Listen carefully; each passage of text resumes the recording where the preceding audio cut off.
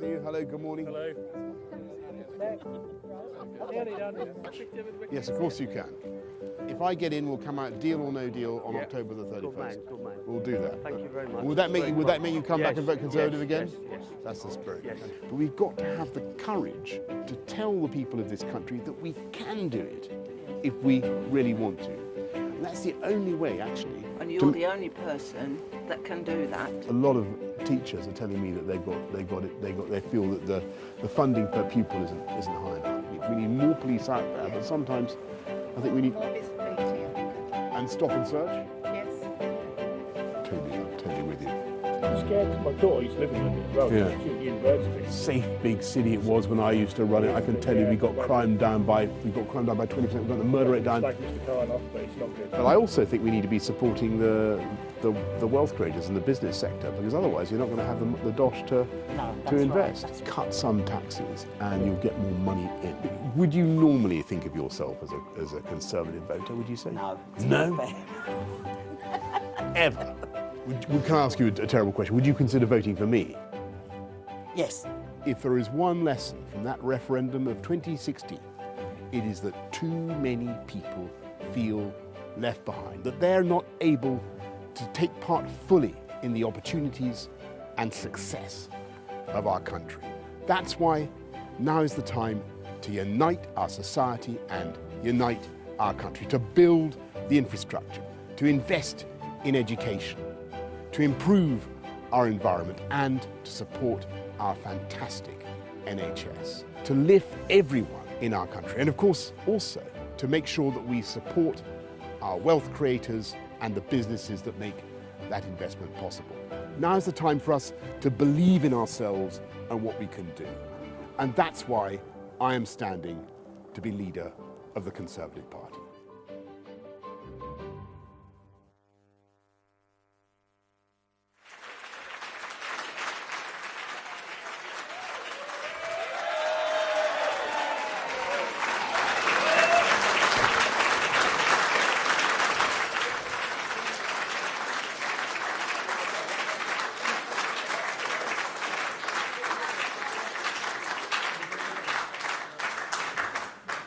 I'm just the warm-up act. Ladies and gentlemen, we are fortunate in this contest to have candidates of high quality.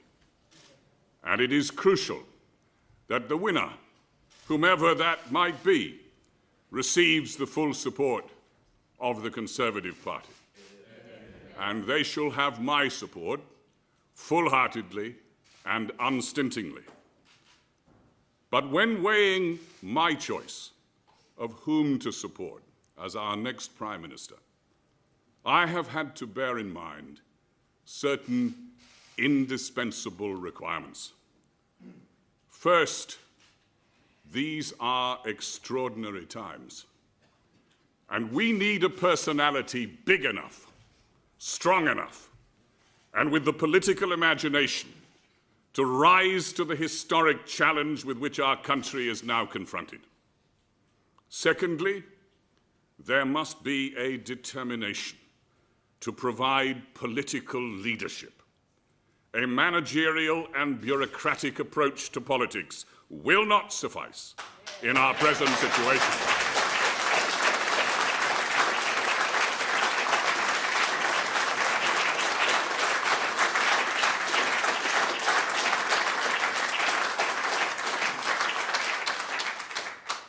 And that must be accompanied by an unshakable conviction that full self-government outside the European Union is a precious prize, which must be thoughtfully and carefully delivered in the interests of the whole of our United Kingdom, and whose long-term benefits far exceed the inevitable short-term costs. And third, Brexit can only be enacted successfully if strategic instinct is allied to a proven willingness to put together a brilliant team and to trust, delegate to, inform and involve ministerial and parliamentary colleagues at every stage. And finally, We need a leader who can unify the Conservative family and out-campaign and out-fight Jeremy Corbyn and Nigel Farage at any time and in any corner of our country.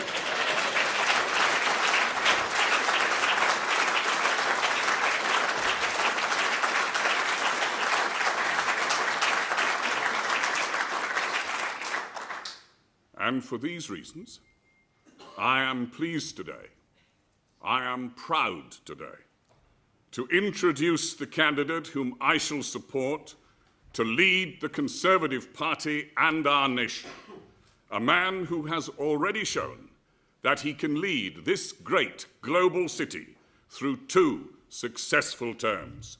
Ladies and gentlemen, Boris Johnson.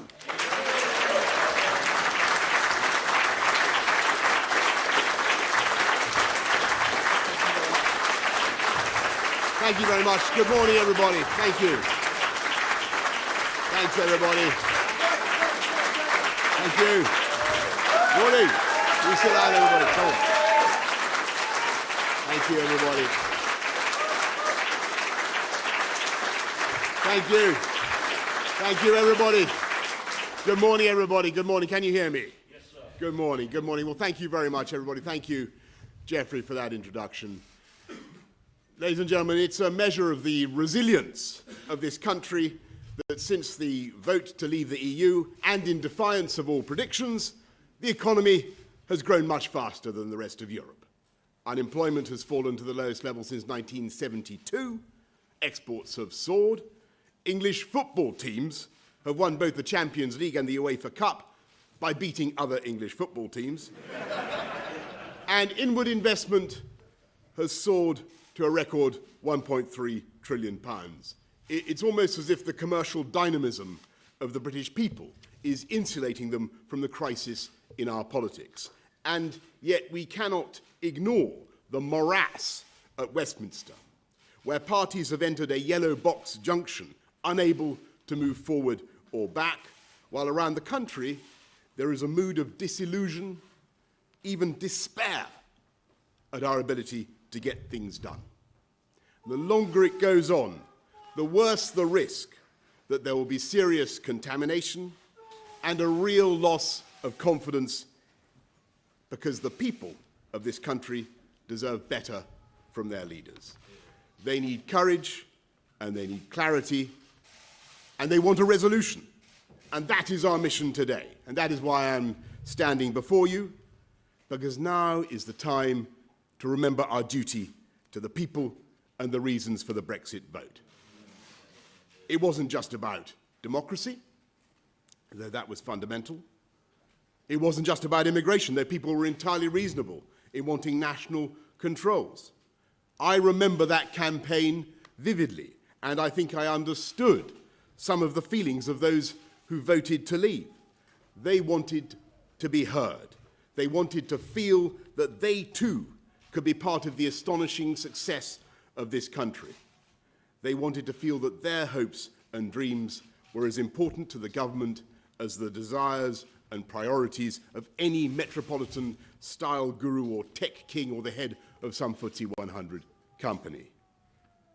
And so now is the time to unite this country and unite this society.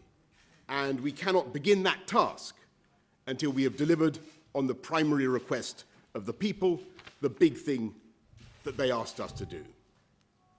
After 3 years and 2 missed deadlines, we must leave the EU on October the 31st.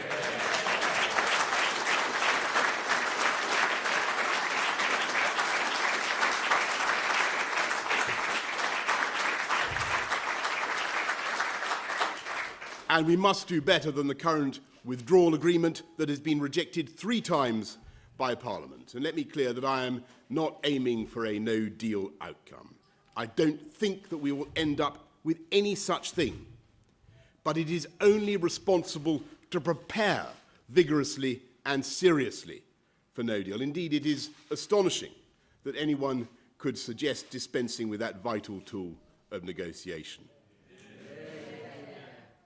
I think this is a great country. and that we are more than capable of rising to the challenge. And it's only by preparing and raising awareness of what no deal might entail that we will ensure that we do not resort to that option. It's only if we have the guts and the courage to get ready for it that we will carry any conviction in Brussels and get the deal we need. Because they don't want no deal any more than I do. And we will simply not get a result if we give the impression that we want to go on kicking the can down the road with yet more delay. Delay means defeat. Delay means Corbyn. Kick the can again, and we kick the bucket. With every week and month that goes by in which we fail to deliver on our promise, I'm afraid we will further alienate not just our natural supporters, driving them into the arms of insurgent parties, but anyone who believes that politicians should deliver on their promises. The paradox is that we have not allayed the divisions in our society by failing to deliver the outcome which millions voted for. We haven't eased the tensions with delay, we've made them worse, and we risk making them worse again. And so when we come up with that better deal, I think there will be a sense of overwhelming relief as Brexit finally leaves the front pages and becomes a debate about how to get the best possible free trade deal in Brussels. And then there will be the chance to concentrate on the Britain that we can create for everyone. It's an extraordinary fact that the United Kingdom is forecast in our lifetimes to go neck and neck with Germany as the largest and most prosperous economy in Europe, with a lead in so many of the cutting-edge industries, tech, academia, battery technology, turbine design, that is enabling us to be world leaders in clean power and environmental protection. And yet, if I may be permitted to use a metaphor based on the internal combustion engine, we are somehow achieving Grand Prix speeds, but without firing on all cylinders. We all know there is a huge gulf in the prosperity between London and the southeast, most productive region in the whole of Europe, and the rest of the UK. And so, if we are to respond to that profound message of the Brexit vote, if we are to unite our country and unite our society, then we must fight now for those who feel left behind. We need now to level up, not to neglect our capital, of course not, but to put in the infrastructure that will lift every region, Northern Powerhouse Rail, proper connectivity in the West Midlands. It is absurd that Spain should have 80% coverage of fibre optic broadband against only 7% in this country. Madness that Leeds should be the largest city in Europe with no metro rail system. We must end the injustice of our education funding gap, both in primary and secondary schools, giving young people everywhere the same tools and the same freedom and the same confidence to succeed, and do more to fund our amazing FE colleges that have been too often forgotten. Because it should be our fundamental moral purpose as a government to bridge not just the wealth gap, not just the productivity gap, but the opportunity gap between one part of the UK and another. And I know we can do it. I know we can unite our country and our society because I have seen and used exactly those tools to help to unite our capital, the greatest city on earth. When I became mayor 11 years ago, we had 4 of the 6 poorest boroughs in the UK. When I left office after 2 terms, we had none of the bottom 20.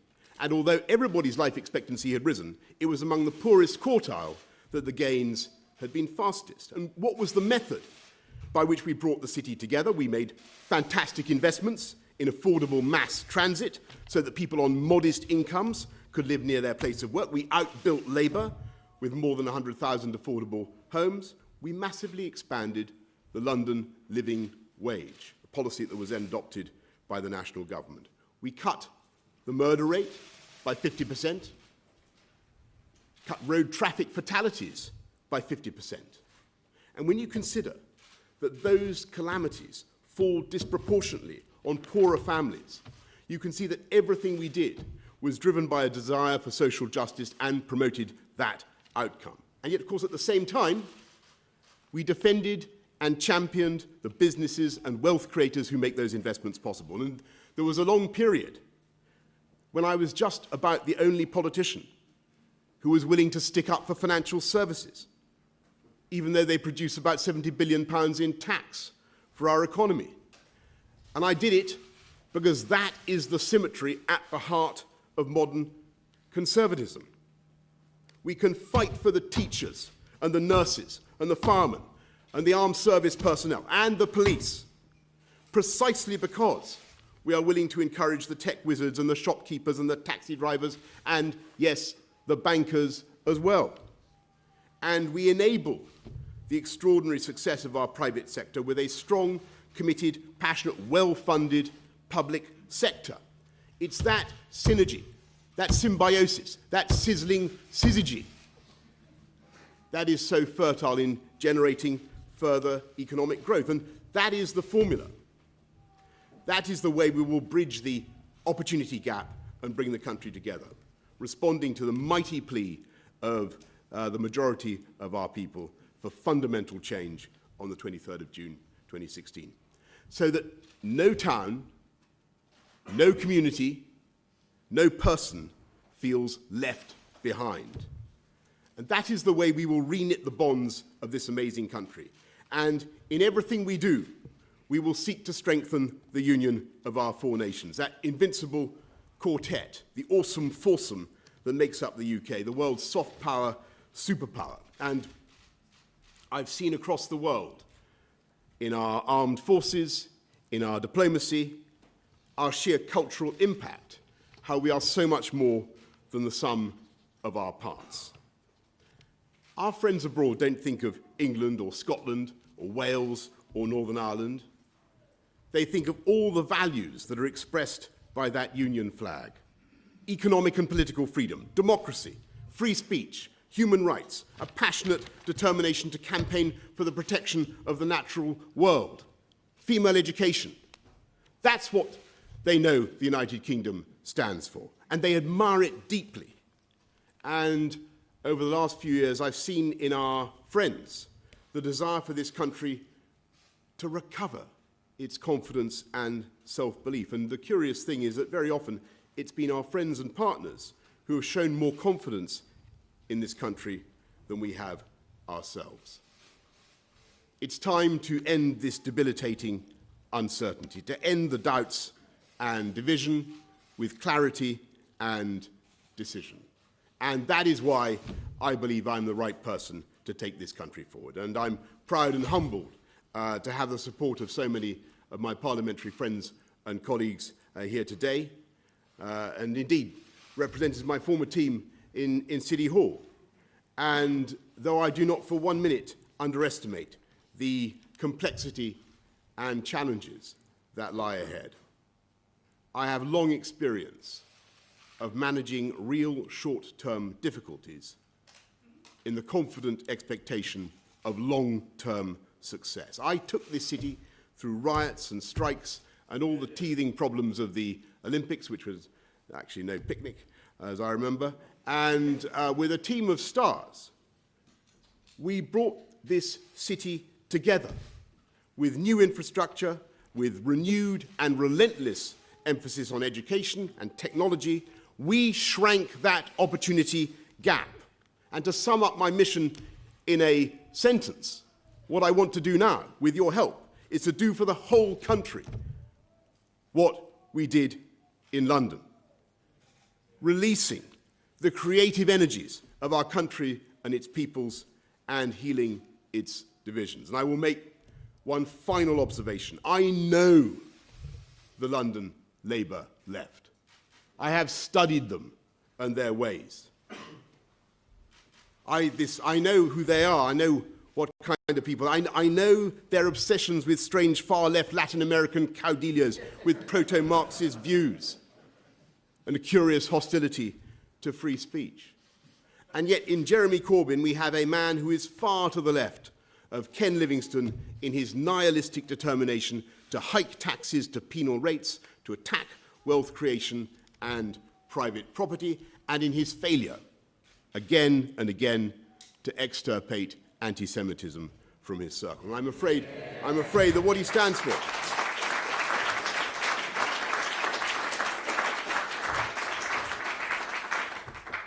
and I'm afraid that he and what he stands for are a real threat to our fundamental values and our way of life.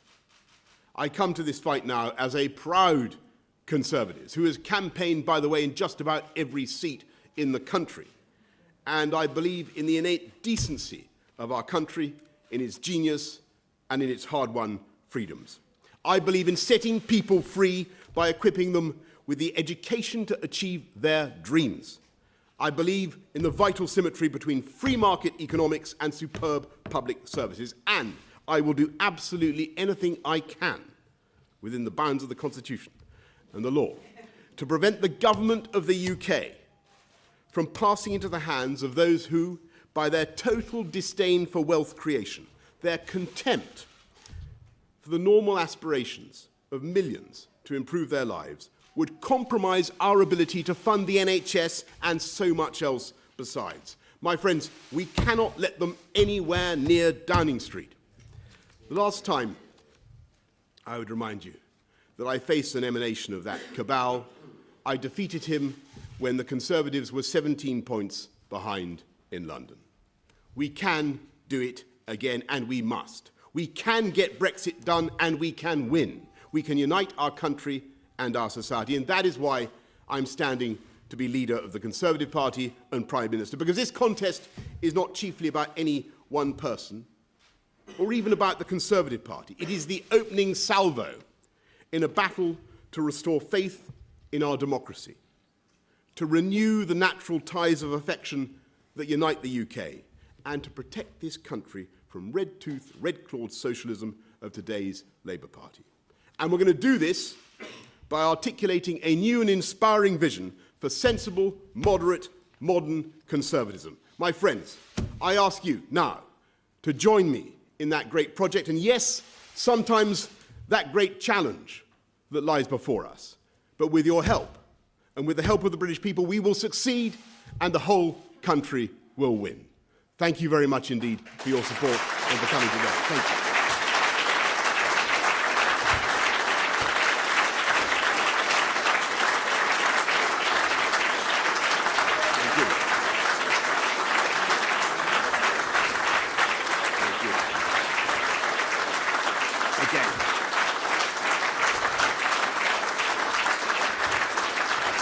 Thank you, everybody.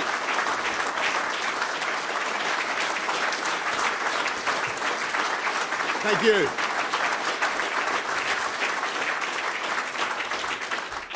Thank you very much, everybody. I'm told we're going to have 6 questions from representatives of the media. Well, that's a huge number, and I'm going to go first of all to Laura Koonsberg of the BBC, and then I'm going to go to Beth Rigby. Laura. Thank you very much.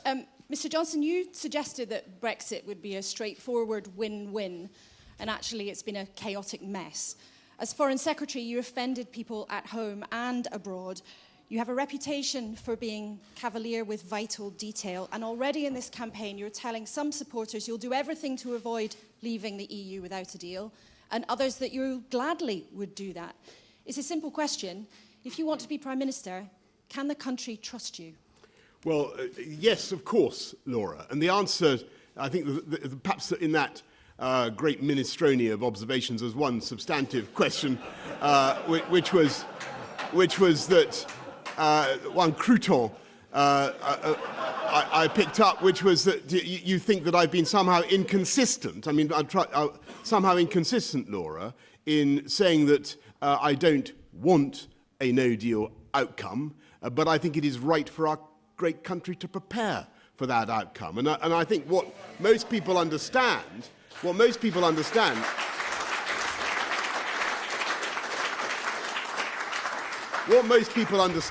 that the best way to avoid a no-deal outcome, the best way to avoid a disorderly Brexit of any kind, is to make the preparations now that will enable us to leave in a managed way if we have to.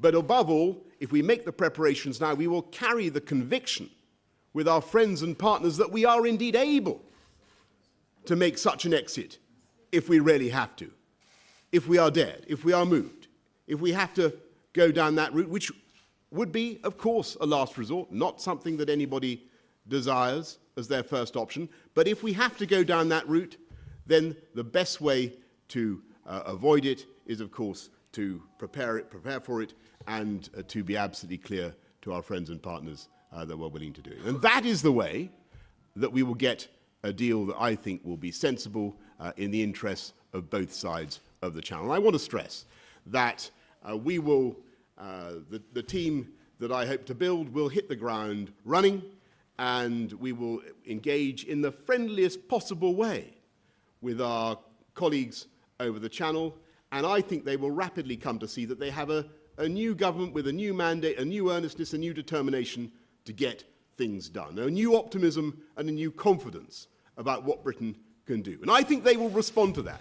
And I think there will be a symmetrical enthusiasm on the other side of the Channel about getting this thing done and moving forward. Because it isn't good either for the UK or for our friends and partners to continue with this kind of uncertainty.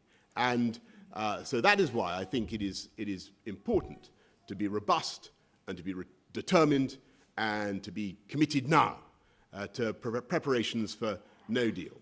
And I think that the British people, having been told for so many years that they're incapable, 3 years, that they're incapable of going down that route, will respond to that challenge. They will rise to it, and we will get there. Beth. Thank you, Mr. Johnson. Mr. Johnson, you brandish your Brexit credentials, but many of your colleagues worry about your character. Your Foreign Office... My parrot? Your character. Oh, sorry. Your character.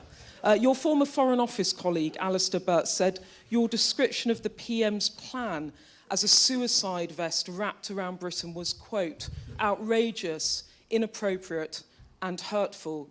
He said this language had to stop, but it doesn't stop. You brought shame on your party when you described veiled Muslim women as letterboxes and bank robbers.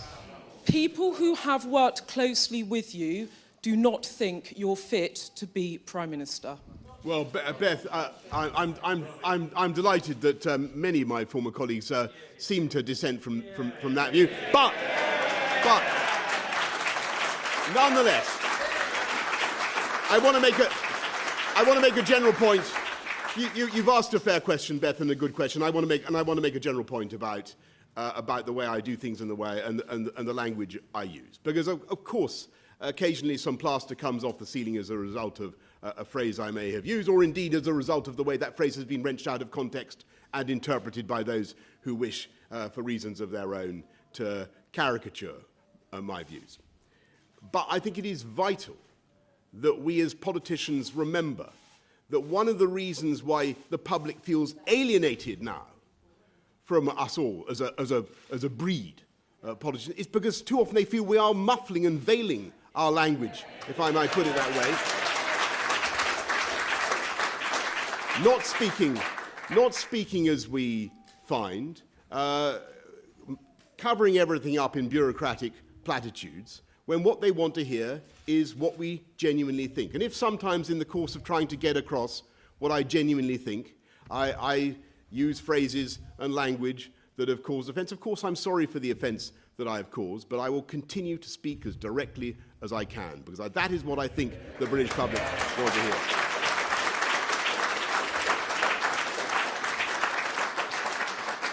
I'm going to go Paul Brand of ITV. Thank Paul. you. In the spirit of this campaign, I'd first like to ask, have you done anything illegal in the whole of your life? And secondly, regardless of the answer to that question, the problem that you do have in this contest, as much as you might refute it, is one of trust, is one of reliability. So may I ask you, do you regret any of the mistakes that you've made in your political and your personal life? And are you saying that you would change as Prime Minister? Well, have I ever done... Excellent questions. Paul, have I ever done anything illegal? Look, I mean, I cannot swear that I've always observed a top speed limit in this country of 70 miles an hour. I would not want to be put on catechize you closely on that. On your general question about, this is the key issue here. Do I do what I promise I'm going to do as a politician? Yes. That is the issue. That's the issue that you legitimately raise, Paul. And the answer to that is yes. You look at what we did in City Hall. We said we would do X. We ended up doing X plus 10. I mean, virtually every single. We said that we'd do 100,000 homes, and we did slightly more. Perhaps not a huge number more, but slightly more. I promised to stop knife crime, which was out of control, or to cut knife crime. And you remember what was happening 11 years ago or so when I was first. And I see veterans of that campaign. I'm proud to say here in the front. It was terrible. We had kids losing their lives in our city at a rate of 28, 30 a year. Teenagers were being stabbed to death in London. And we had to take some very tough decisions. And I'm absolutely delighted that two of my former deputy mayors who were intrinsically involved in that campaign, James Cleverly and Kit Malthouse, are both now on our team today. And they did an extraordinary job. They did an absolutely extraordinary job. Kit had to take some very, very difficult decisions about encouraging the police to go down Operation Blunt 2, which you remember involved taking about 11,000 knives off the streets of London, saving who knows how many lives of kids, avoiding heaven knows how much grief and misery for the families of those young people. And he did it, we did it, with stop and search. And I'm delighted to say that the government is now putting back the emphasis on stop and search in our towns and in our cities, because I believe there's frankly nothing kinder or more loving than that you can do. If you see a young kid coming down the streets who may be carrying a knife, than to ask him to turn out, or her, but almost invariably him, to turn out his pockets and produce that knife. That is not discriminatory. That is a kind, compassionate, loving thing to do. And it worked. And it worked. And we ended up, as I said just now, we ended up cutting serious youth violence by, I think, 32%. Knife crime went down. The murder rate, as I said, went down 50%. And there was a long period in which we had the murder rate in London running at or under about 100 a year, which is an astonishing thing for a city of almost 9 million. Absolutely astonishing thing. And that was because of the work of the police. And I say one thing about the way I'm going to campaign and the way I hope to be Prime Minister. I believe that as a leader of great public services, it is your job not just to be the chief consumer, not just to hold them to account, but also to recognize that you are in some sense, their leader and their champion. And we should get behind our police, and we should support them. And by the way, we should fund them properly, because they do a fantastic job.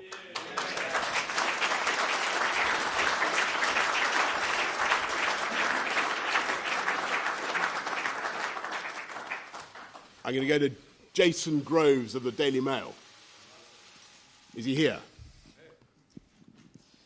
Thank you. Can we sort out this drugs question, which seems to have bedeviled this campaign so far? You told GQ some years ago now, when asked whether you'd taken cocaine, yes, I tried it at university, and I remember it vividly, and asked whether the drug had actually gone up your nose. You said, yes, it must have done, but it didn't do much for me. Were you telling the truth then, and do you regret the fact that you took a Class A drug? Well, I think the canonical account of this event when I was 19 has appeared many, many times, and I think what most people in this country really want us to focus on in this campaign, if I may say so, is what we can do for them and what our plans are for this great country of ours. And I think that the prospectus that I'm setting out this morning of solid modern conservatism, of a one-nation vision, championing the wealth-creating sector of our country, extolling the merits, and I don't think we've done it enough over the last few years, extolling the merits of free market capitalism. Yes, I'm going to use that word, extolling the merits of free market capitalism, because we believe that that is the way to support the poorest and the neediest in society. That is at the core of what we're trying to do. That is a message that I don't think people have heard enough in the last few years. I'm absolutely determined to make it the core of my campaign, and all the rest of it, frankly, is, I think, in danger of blowing us off track. Let's focus on what conservatism is. Let's focus what Conservatives can do. That is what the public want to hear. And what they want to hear also is, can we find a leader now who can beat Jeremy Corbyn and deliver a sensible Brexit that fights off the threat from the insurgent Brexit Party? And I have to say that that is the job that I believe I'm best suited to do today. So that's where I think the public want us to direct our energies. I'm going to go now to George Barker of the Financial Times, or Mon Journal Préféré, as Jacques Delors used to say. Thank you. I'm sure he did. Thank you, Mr. Johnson. I just wondered if I could ask you, you mentioned earlier about some of your phraseology has a tendency to blow the plaster off the ceilings. Could I ask you, I won't use the word because this press conference is being broadcast live, but you famously said F business. I wonder what you would say to FT readers who are concerned that that off-the-cuff comment might turn out to be official policy should you become Prime Minister. What exactly did you mean when you said F business? Well, George, first of all, I want to say I genuinely do love the Financial Times, and I have your app, and I read your work literally every day. Everybody, I think, if you look at my record as a campaigner, as a politician, I don't think there is anybody in the modern Conservative Party who can be honestly said to have done more to stick up for business, even in the toughest of times. And I just, it was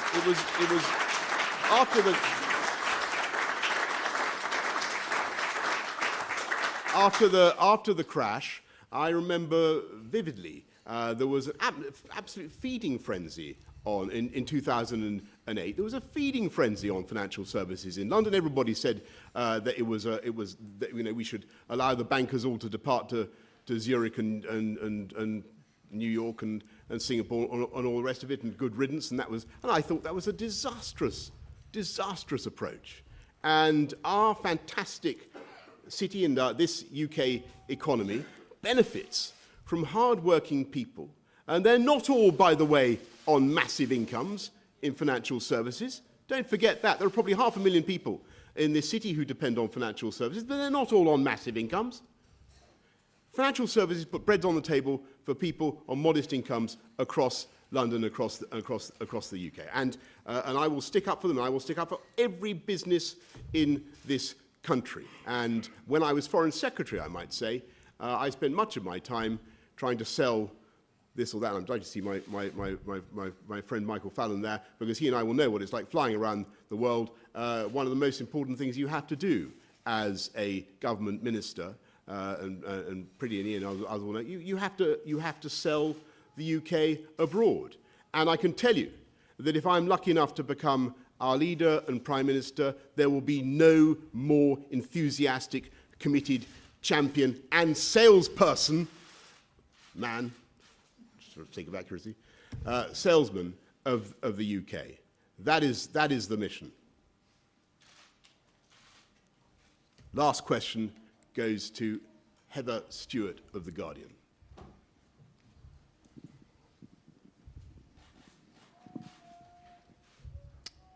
Hello.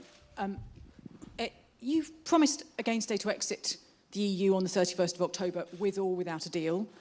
But Brussels may not be as susceptible to your charms as you hope, and MPs are already moving to block a no-deal exit. What then? And will you commit now to resign if you fail to meet that 31st of October deadline? I understand. Of course I understand that colleagues in Parliament have very strong views, but our job is to engage with everybody and just to point out that the real existential threat that I now think faces both major parties if we fail to get this thing done. And I think that in the end, maturity and a sense of duty will prevail. And I think it will be very difficult in the end for colleagues in Parliament to obstruct the will of the people and simply to block Brexit. Because, asked the people. We put the question out to them.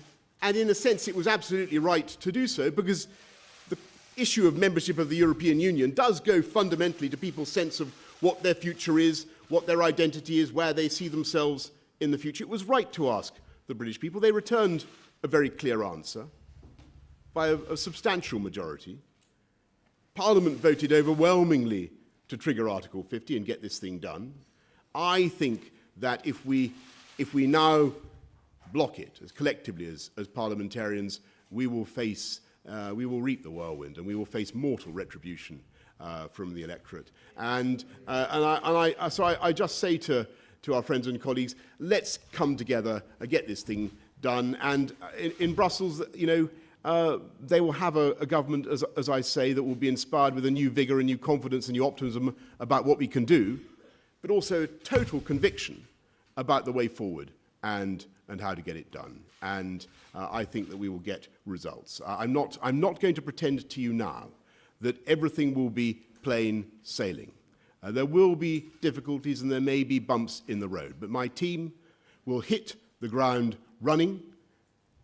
We will have a fantastic team, and we will work flat out between now and October the 31st, and I think we will get the result that the country needs. A sensible, orderly Brexit that allows this country to flourish as a great independent nation, but also that builds a new partnership with our friends across the Channel. If I think there's been one failing in our, there have been several, but there's been one failing I'd single out in the last 3 years, is we haven't made enough of that future partnership and the benefits that it will bring to both sides of the Channel. And there hasn't been enough about what we can do to promote a new sense of Europeanism and a new conservative sense of Europeanism. And we were the party that took the UK into what was then the common market. It then evolved in a way that was very, very much against what had been initially promised to the people. But we can still have a fantastic, intense, intimate relationship with our friends and partners overseas. Of course we can.